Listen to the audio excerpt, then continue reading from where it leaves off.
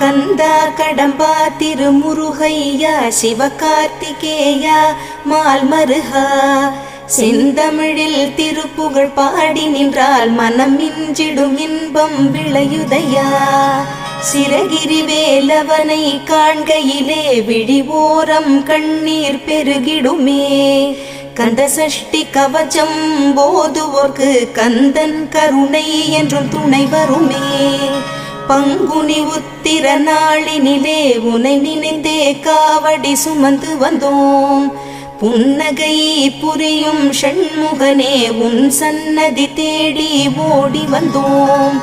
உன் பதம் பணிவது என் தவமே, என் மனதில் நிறைந்திடும் உன் முகமே. ஷண்முக பிரிய குஹ குரு சரவணனே வந்தே இன்னருளை தர வேண்டும். தென்பழனி மலையில் ஆண்டி முகம் சென்னிமலை